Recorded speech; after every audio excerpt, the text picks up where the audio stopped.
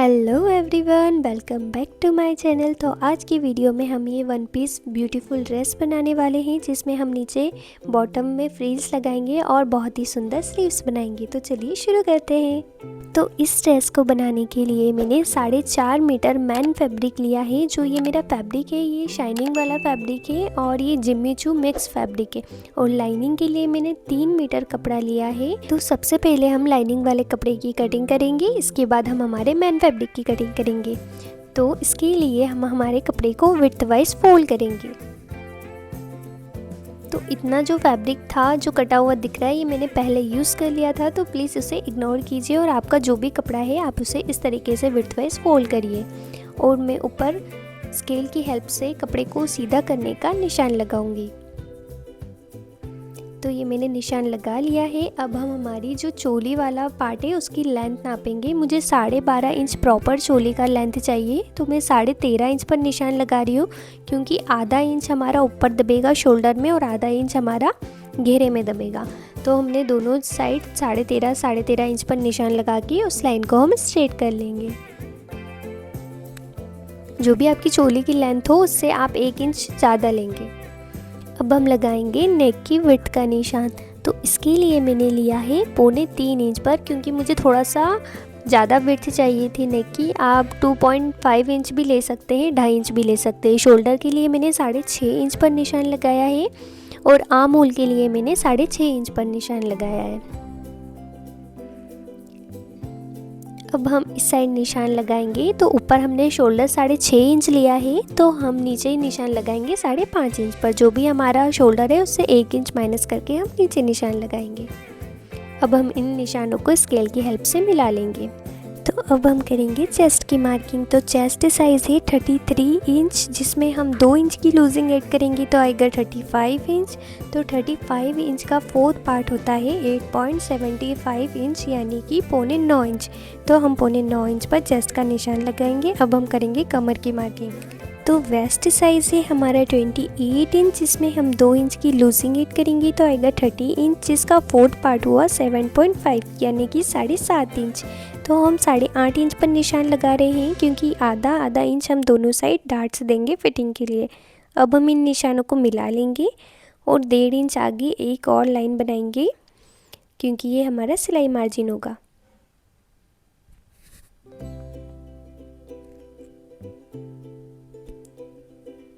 अब हम यहाँ से नेक की लेंथ की मार्किंग करेंगे। तो मैं ले रही हूँ 6.5 इंच, क्योंकि मुझे डीप नेक चाहिए था फ्रंट का।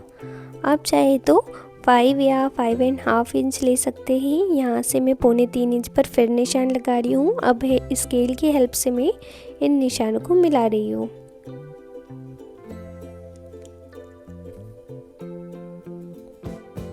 तो मुझे इस ड्रेस का नेक स्वीट हार्ट पैटर्न में चाहिए था, तो मैं वैसे ही थोड़ा सा शेप ड्रॉ करूँगी। मुझे प्रॉपर वाला शेप नहीं चाहिए, बस नीचे से हल्की सी गोलाई चाहिए थी। आपको जो भी शेप चाहिए आप उस अकॉर्डिंग ड्रॉ कीजिए और वही कट कीजिए। इस तरीके से मैं नीचे से 1 से 1.5 इंच ऊपर से गोलाई लेना शुरू किया है मैंने। अब हम यहाँ पर आर्म होल के लिए निशान लगा लेंगे।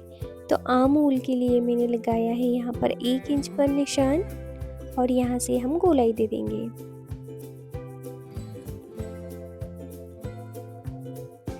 ये हमने गोलाई दे दी है। अब हम इसकी कटिंग कर लेंगे।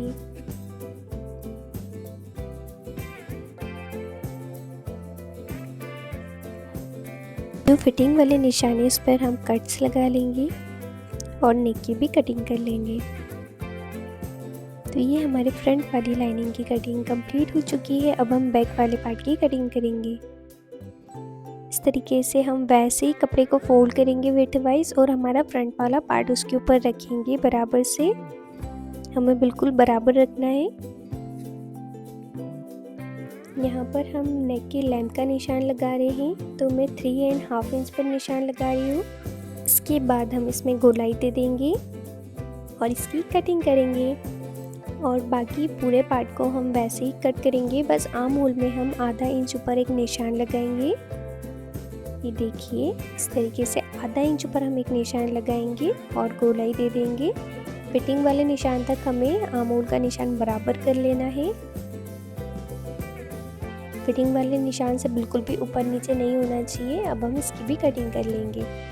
और जो ऊपर एक्स्ट्रा फैब्रिक था उसकी भी मैंने कटिंग कर ली है और बैक वाले पार्ट में भी कट्स लगा लिए हैं फिटिंग के। तो ये हमारे फ्रंट और बैक पार्ट की कटिंग हो चुकी है। अब हम करेंगे घेरे की कटिंग। तो इस तरीके से दोनों कॉर्नर पकड़ते हुए हम कपड़े को फोल्ड करेंगे और एक कोने को ऐसे उठाते हुए इस साइड ले जाकर रखेंगे। तो ये देखिए इस तरीके से आपको भी करना है। इसके बाद जो हमारी चोली वाला पार्ट है हम इसके ऊपर रखेंगे। आधा इंच बाहर होगा तो बिल्कुल चलेगा, क्योंकि ये वैसे भी उरेब में होता है तो ये कपड़ा थोड़ा ज़्यादा हो ही जाता है। दोनों साइड मैंने इस तरीके से निशान लगा लिए हैं। ये आ रहा है हमारा 13 इंच, तो हम पूरे सर्कल में 13 इंच पर निशान लगा लेंगे।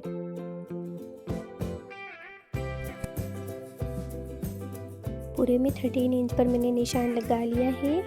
यदि हमारा निशान थोड़े ऊपर नीचे हो रहे हैं तो हमें सर्कल बनाते टाइम उसे बराबर कर लेंगे। अब हम आधा इंच ऊपर, क्योंकि हमको सिलाई मार्जिन भी हमारा दबेगा चोली वाले पार्ट में, तो इसलिए आधा इंच ऊपर से काटेंगे। तो हमारी पूरी ड्रेस की फुल लेंथ है 43 इंच, जिसमें से हमने 12.5 इंच की चोली वाला पार्ट ले लिया है। तो बचा 30.5 इंच, जिसमें से हम 2 इंच माइनस करेंगे और बचेगा 28.5 इंच। क्योंकि 2 इंच हम इसलिए माइनस कर रहे हैं क्योंकि अस्तर वाला जो फैब्रिक है वो हमें कम लेना होता है, वरना वो मेन फैब्रिक के बाहर दिखता है तो वो बिल्कुल अच्छा नहीं दिखता है। इसमें हमारा फोल्डिंग वाला भी इंक्लूड हो जाएगा। आपकी जो भी लेंथ है इसमें से आप 2 इंच माइनस करेंगे, क्योंकि ये कपड़ा उरेब में होता है तो ये ऑलरेडी बन जाता है तो वो एडजस्ट हो जाता है।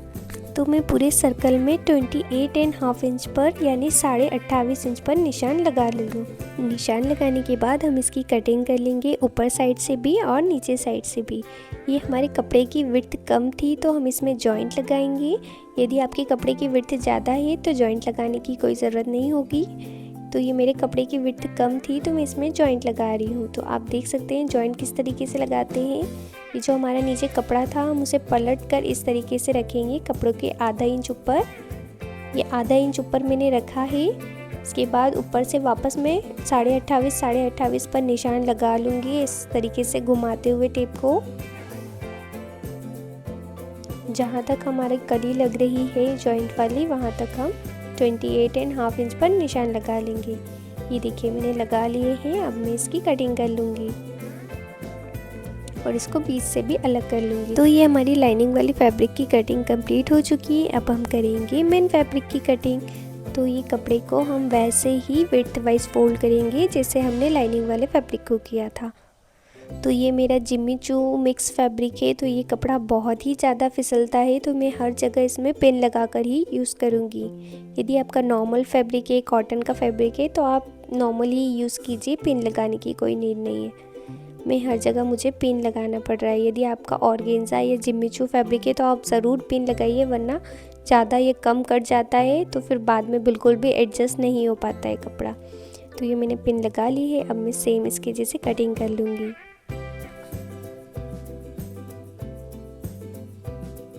तो ये देखिए फ्रंट वाले पार्ट की कटिंग कंप्लीट हो चुकी है। अब हम बैक वाले पार्ट की कटिंग कर लेंगे। जो एक्स्ट्रा फैब्रिक है इसको काट कर हटा देंगे और आगे फिर से वैसे ही फोल्ड करेंगे।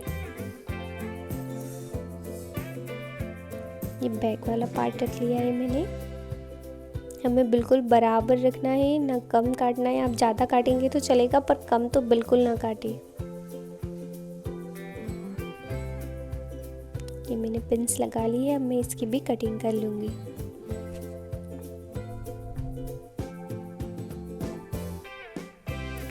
ये हमारी दोनों चोली की कटिंग हो चुकी है। ये रहा हमारा फ्रंट वाला पार्ट और ये रहा हमारा बैक वाला पार्ट। अब हम करेंगे मेन फैब्रिक में घेरे की कटिंग। तो आपके पास जितना भी कपड़ा बचा हो आप इस तरीके से उसे फोल्ड करेंगे। हमें स्लीव्स के लिए कपड़ा छोड़ना है साइड में, स्लीव्स भी बनानी है और फ्रिल्स भी बनानी है, तो आप उस अकॉर्डिंग ही कपड़े को फोल्ड करेंगे। वैसे ही फोल्ड करने के बाद हम एक कोने को उठाते हुए इस तरीके से रखेंगे। ये हमने रख लिया है। अभी जो हमने लाइनिंग वाले फैब्रिक में घेरा काटा था वो इसके ऊपर हम रखेंगे और कमर वाले पार्ट की कटिंग कर लेंगे। तो हमारे ड्रेस की फुल लेंथ है 43 यानी कि 43 इंच। तो 43 इंच में से 12.5 इंच की हमने चोली ले ली है, तो हमारा घेरे के लिए बचा 30.5 इंच। तो 30.5 इंच में से हम 9.5 इंच की नीचे फ्रिल लगाने वाले हैं। तो 9.5 इंच हम माइनस करेंगे तो बचेगा 21.5 इंच। तो हमारा 21.5 इंच बचा है घेरे के लिए, और आधा इंच हम नीचे फ्रिल लगाने के लिए सिलाई मार्जिन लेने वाले हैं। तो हमारा बचा है टोटल 22 इंच। तो 22 इंच हमारा बचा है और बाकी हमारा फ्रिल हो जाएगा। तो ये देखिए हमारी लेंथ पूरी प्रॉपर आ जाएगी। तो इसलिए हम पूरे घेरे में 22 इंच पर निशान लगाते जाएंगे।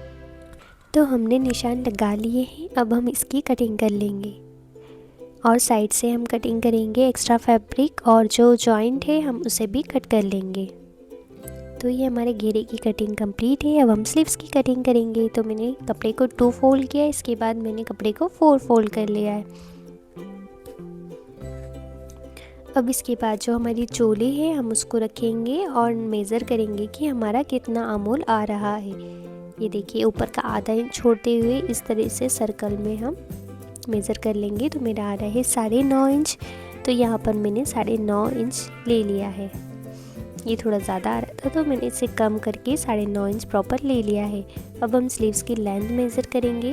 तो इस स्लीव को बनाने के लिए आपको जो भी स्लीव की रेडी लेंथ चाहिए उसमें आप 5 से 6 इंच एक्स्ट्रा लेंगे कि हम इस स्लीव में इलास्टिक वाला डिज़ाइन बनाने वाले हैं। तो ऊपर आधा इंच सिलाई मार्जिन छोड़ते हुए मैं 25.5 इंच पर निशान लगा रही हूँ, क्योंकि मुझे इसका रेडी लेंथ 20 इंच चाहिए।